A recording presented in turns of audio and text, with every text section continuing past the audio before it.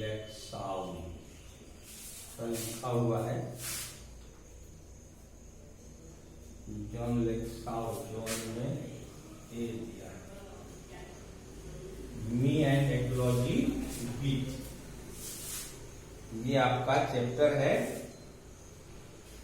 दूसरा लेसन है इंग्लिश में। इसमें हमने कल बताया था आप लोगों को 10th बिहार बोर्ड का क्लास चल रहा है, इंग्लिश बुक है, उसका दूसरा लेसन। पहला लेसन पेज फॉर लिविंग हम लोग पढ़ लिए हैं, दूसरा लेसन है मी एंड एक्लॉजी बीट, मैं और परिस्थिति तंत्र का टुकड़ा, जॉन लेक्साउ का लिखा हुआ है। कल हम लोगों ने इस पाठ के बारे में, जॉन लेक्साउ के बारे में थोड़ा सा पढ़ा कि इस पाठ में जो हमारा वातावरण है, जो परिस्थिति तंत्र है, उसके समस्याओं को उजागर करते हैं जॉन लेक्साउ, और यह कहना चाहते हैं कि आज जो हमारा वातावरण है वो प्रदूषित हो गया है।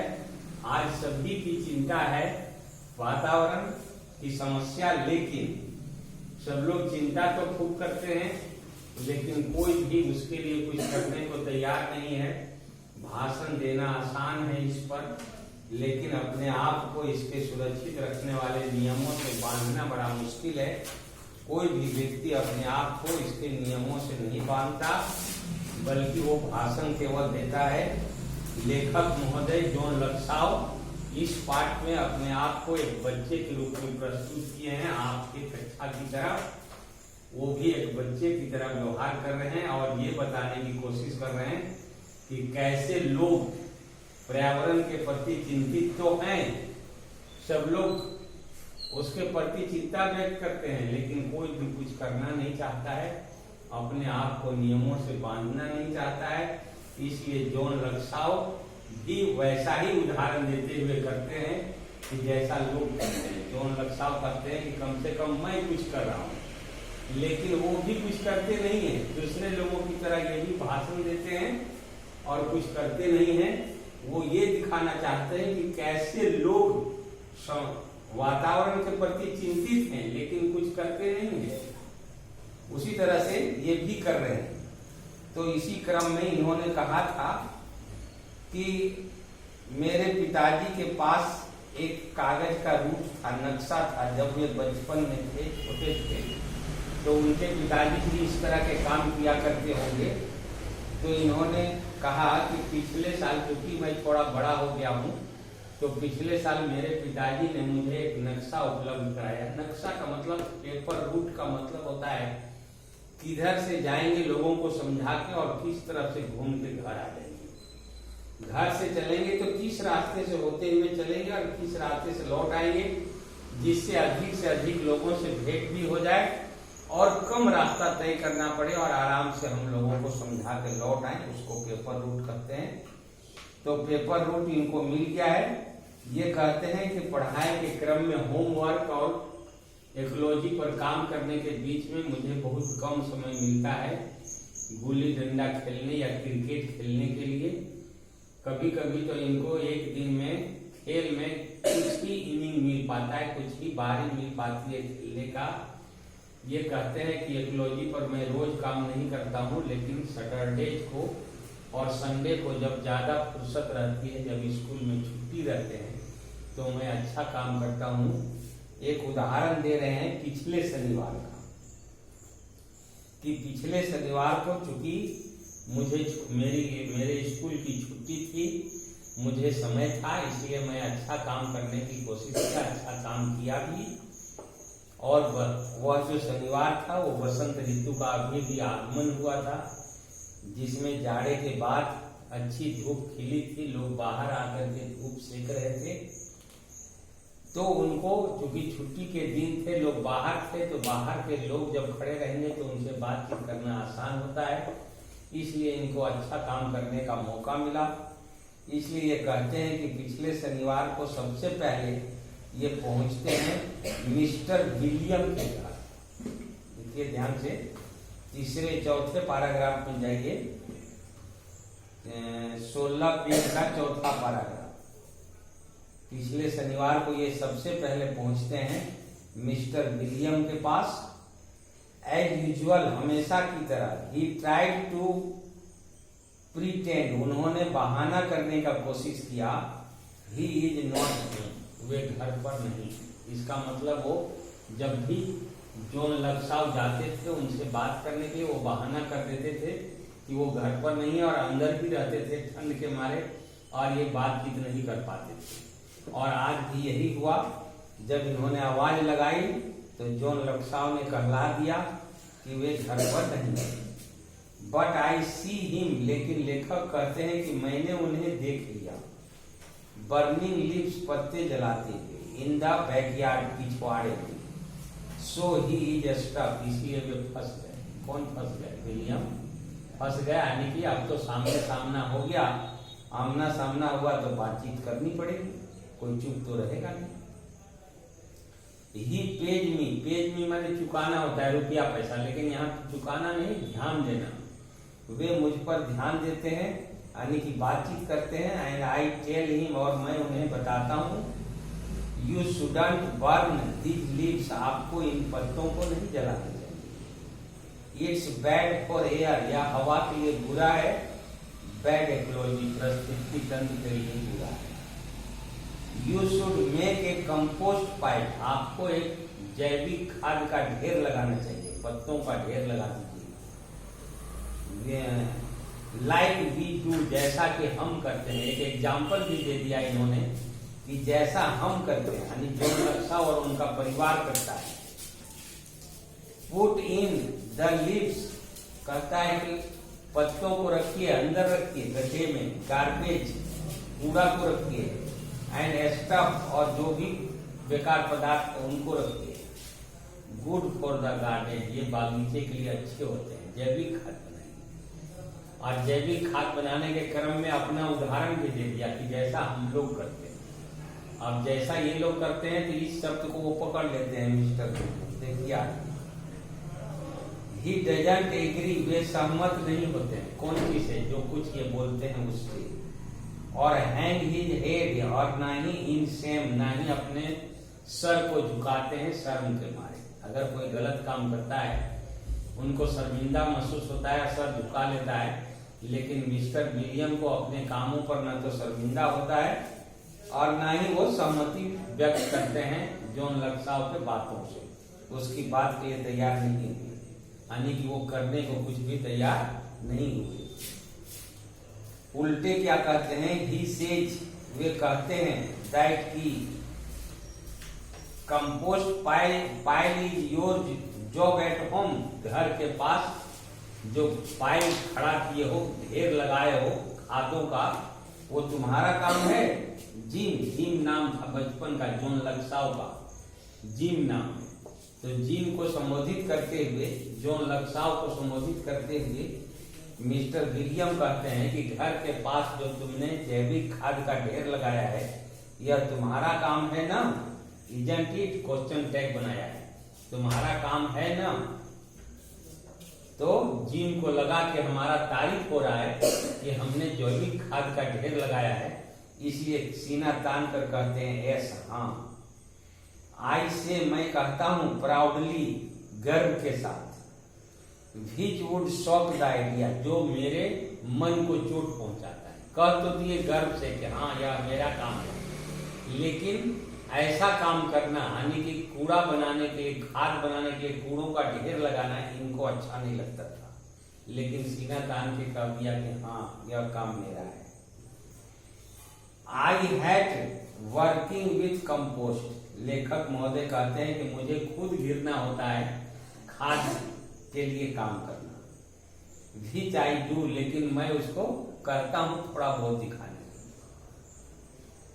तो मिस्टर विलियम क्या कहते हैं? देखिए, mister William says, mister William कहते हैं वेल, ठीक है, don't you take a little more trouble with it, क्या तुम इसके साथ थोड़ा और परेशानी नहीं उठा सकते? अगर तुम जैविक खाद का ढेर लगाए हो तो अच्छी बात है, उसमें और थोड़ा परेशानी उठाओ। क्या परेशानी उठाएंगे? पुट एनफ डर्ट, पुट माने रखो, एनफ माने पर्याप्त, डर्ट माने धूल या मिट्टी, उस ढेर के ऊपर पर्याप्त मिट्टी रखो on top of each layer, प्रत्येक परत के ऊपर, प्रत्येक ढेर के ऊपर मिट्टी का या बालू का एक ढेर लगाओ। Then we wouldn't have this noise pollution, तब हमें नाक का प्रदूषण नहीं होगा। अगर आप कूड़ा करकट का ढेर लगा देते हैं खाद बनाने के लिए, सड़ने के लिए, और उसके ऊपर पर्याप्त मिट्टी नहीं डालते हैं, तो उससे जो गैस निकलेंगे, दुर्गंध निकलेंगे, वो हवा में फैलेंगे और आसपास प्रदूषण फैलाएंगे। और वही हो रहा था। ये जॉन लक्साव महोदय यानी जिम महोदय ने जो ढेर लगाया था खाद बनाने के लिए, उसके ऊपर मिट्टी नहीं डाला था, जिससे उसका बदबू फैल रहा था चारों तरफ, और उधर से आते जाते समय जॉन लक्साव को नाक ढक कर जाना आना पड़ता था। इसलिए वो बोल रहे हैं कि थोड़ा और परेशानी उठाओ और उसके ऊपर मिट्टी डालो, जिससे कि हमको नाक का प्रदूषण न हो। नाक का प्रदूषण में नाक में दुर्गंध न आए। तो अब तो जिम महोदय शिक्षा देने गए थे, उल्टे फंस गए कि आप अपने कृत्यों से वातावरण को प्रदूषित कर रहे हैं, और आप आए हैं वातावरण को प्रदूषित होने से बचाने के लिए। जब प्रदूषण फैल रहा है आपके ढेर से, तो आप काम कहाँ अच्छा किए, आपने तो नुकसान किया। तो क्या कहते हैं, आप तो फंस गए। तो कहते हैं हाँ, आई से मैं कहता हूँ, हाँ कह के रुक जाते हैं। यू मीन नॉइज पोल्यूशन, फिर से सुधारने की कोशिश करते हैं उनके शब्दों को, नॉइज पोल्यूशन को नॉइज पोल्यूशन में बदलते हैं। कहते हैं कि आपका कहना है ध्वनि प्रदूषण। नो, फिर विलियम कहते हैं नहीं, ही सेज, वे कहते हैं आई मीन, मेरा अर्थ है योर कंपोस्ट, तुम्हारा खाद, स्मेल्स ऑफ, दुर्गंध देता है, द होल स्ट्रीट, पूरे गली में। मेरा ध्वनि प्रदूषण से मतलब नहीं है, मेरा मतलब है तुम्हारे ढेर से जो पूरे गली में दुर्गंध फैलाया। तुम्हारे कामों से पर्यावरण अच्छा नहीं हो रहा है, बल्कि और खराब हो रहा है। तो मिस्टर विलियम कुछ भी मानने को तैयार नहीं होते हैं, उल्टे जीव को ही उसकी गलतियों को का एहसास करा देते हैं। अब क्या करते हैं जिम महोदय यानी जॉन लक्साव महोदय, महोदय अब क्या करते हैं, कहते हैं माई फीलिंग्स आर हर्ट, मेरी भावना को ठेस पहुंचती है। इसकी बातों को सुनकर, मिस्टर विलियम की बातों को सुनकर, उनके जवाब को सुनकर, उल्टा इन्हीं को सुनाने के कारण इनके भावना को ठेस पहुंचती है। बट लेकिन that does not stop me from trying again, लेकिन यह जो ठेस पहुंची मेरी भावना को, यह जो है सो मुझे रोका नहीं कि फिर मैं कोशिश न करूं। यानी कि वो रोक नहीं पाया, बल्कि ये आगे और कोशिश करने के लिए बढ़ जाते हैं। मिस्टर विलियम को छोड़कर दूसरे के घर जाते हैं। दूसरे का नाम है I go to collect from miss Greeny, miss लिखा हुआ है यहाँ देखिए, MS, मिस कहते हैं कुमारी को। मैं जाता हूं किसके पास, कुमारी ग्रीनी के पास जाता हूं। कुमारी का मतलब, मिस का मतलब कम उम्र की स्त्री, जिसकी शादी भी न हुई हो, उसको मिस कहते हैं। तो मिस ग्रीनी के पास मैं जाता हूं।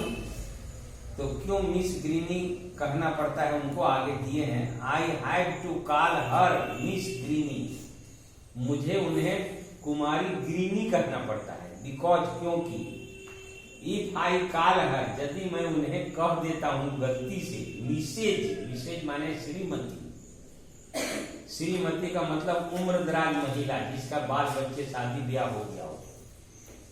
तो अगर ये गलती से मिसेज कह देते हैं तो वो सीधे जवाब देती है शी सेज, वह कहती है she does not have change to pay me, उनके पास कोई बदलाव नहीं है उन्हें देने के लिए, यहां से भागो, तो वो बात ही नहीं करती। कहने का मतलब ये हुआ कि जिम को यानी जॉन लक्साव को जब ये पहुंचते हैं मिसेज ग्रीनी के पास, वो मिसेज हैं, लेकिन ये मजबूरी में उनको माने कि क्या कहते हैं, तारीफ करना पड़ता है, उनका एक तरह से लल्लो चप्पो करना पड़ता है मिस ग्रीनी कहकर, कुमारी ग्रीनी कहकर, यानी कम उम्र की लड़की कहकर उनको तारीफ करना पड़ता है। और जब वो मिस ग्रीनी कहते हैं तो वो खुश हो जाती हैं मिस सुनकर और उनसे बातचीत करने को तैयार हो जाती हैं। लेकिन ये गलती से अगर मिसेज कह देते हैं तो वो सीधे दूरे से टपका देती हैं, कहती हैं मेरे पास कोई बदलाव नहीं है, तुम्हें देख लो। अब देखिए मिस ग्रीनी के पास जाते हैं तो क्या होता है, she is putting her garbage out, वह अपना कूड़ा को बाहर रख रही है, फॉर द वीकली पिकअप, साप्ताहिकी उठाने के लिए अपने कूड़े को बाहर रख रही है सप्ताह में उठाने के लिए। ऑन मंडे को बड़े बड़े शहरों में, आपके यहाँ भी शहर में शुरू हो गया है कि कूड़ा को एक दिन क्या, अब तो आपके यहाँ रोज आ रहा है कूड़ा गाड़ी जो कि कूड़ा उठा के ले जाता है।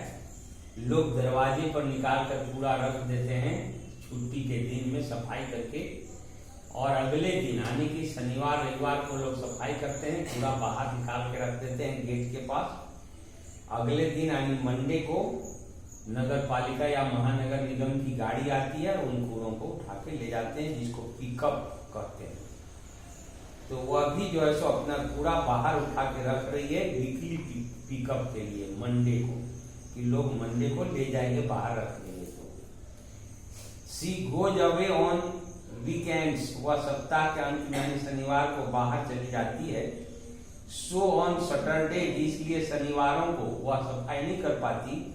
एंड संडे और रविवारों को वी हैव टू लुक, हमें देखना पड़ता है at the big plastic garbage bags, बड़े बड़े प्लास्टिक के कूड़े के थैलों को ऑन हर लॉन, उनके हाथे में, घर के हाथे में। पिछले शनिवार या रविवार को वो नहीं थी, कहीं बाहर चली गई थी, तो कूड़ा का ढेर उनके लॉन में ही पड़ा रह गया था, इसको उनको देखना पड़ा था। But I don't say anything about it, लेकिन मैं कुछ भी नहीं कहता इसके बारे में कि वह कूड़ा उठाकर बाहर रख रही है साप्ताहिकी पिकअप के लिए। इसके लिए वो कुछ नहीं बोलते हैं, क्योंकि ये तो कोई भी आदमी गंदा साफ करेगा, अच्छी बात है। I just look at the garbage, मैं केवल कूड़े को देखता रहता हूँ। यानी जिम महोदय, लेखक महोदय कुछ बोलते नहीं है, मौका मिलेगा तब तो बोलेंगे, अभी तो वो अच्छा काम कर रही है तो वो कुछ बोलते नहीं है, केवल कूड़े को देख रहे हैं। तो आगे क्या होता है, शी सेज टू मी, वह मुझसे कहती है। अभी लेखक महोदय कुछ बोल नहीं पाते हैं, उसके पहले ही वह कहती हैं गो, जाओ, पिकअप, उठाओ, दैट गम रैपर, वह गोंद का ठोंगा, वह जो गोंद का ठोंगा है उसको जाओ और उठाओ। You three on my lawn, जिसको तुमने मेरे लॉन में फेंका था। यानी कि वो गंदगी फैला देते हुए उसको किसी तरह से देखी होगी या जानकारी मिल गया होगा कि गोंद का ठोंगा को मेरे लॉन में जिम ने फेंका था, जबकि जिम चले हैं उपदेश देने के लिए सफाई पर, और जिम को उल्टा सुनना पड़ रहा है कि जाओ और वह गोंद का ठोंगा उठाओ जिसको तुमने फेंका था, और उठा के क्या करो, पुट इट, और इसको रखो in one of the plastic bags, और जो प्लास्टिक के थैले हैं उनमें से किसी एक में रख दो।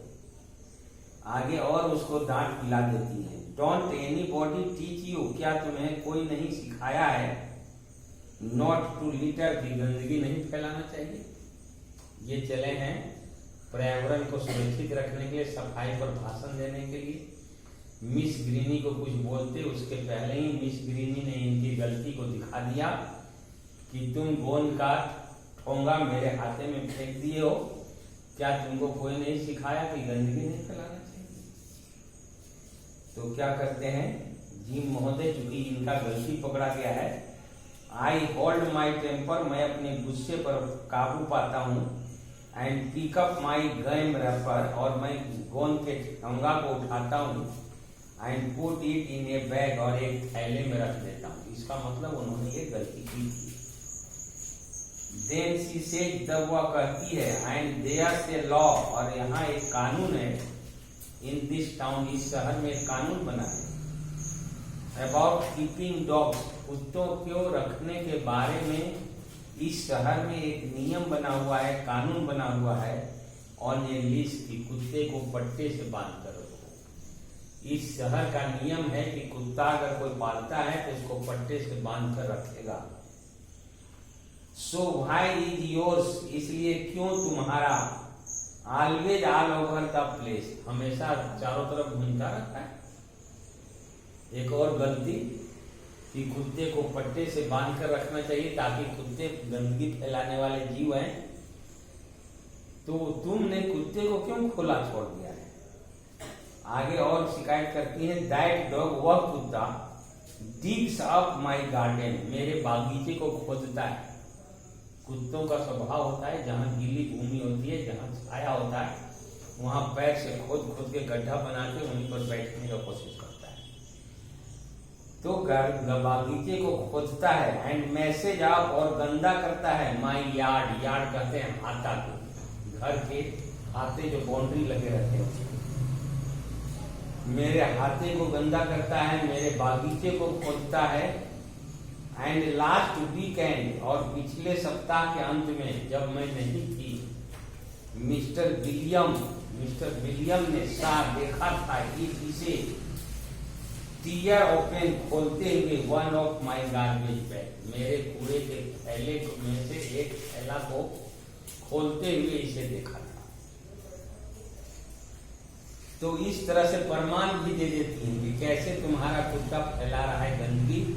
ये किसने देखा था, तो मिस्टर विलियम ने देखा था। एक तो गोंद का रैपर का शिकायत, दूसरा कुत्ते को खुला छोड़ने का शिकायत। वह कुत्ता उसके बागीचे को खोजता है और चारों तरफ गंदगी फैलाता है। पिछले सप्ताह जब वह नहीं थी तो उसके हाथे के अंदर जो बैग में रखा हुआ था प्लास्टिक का थैले में गंदगी, उसको फाड़ते हुए भी कुत्ते को देखा गया था विलियम के द्वारा।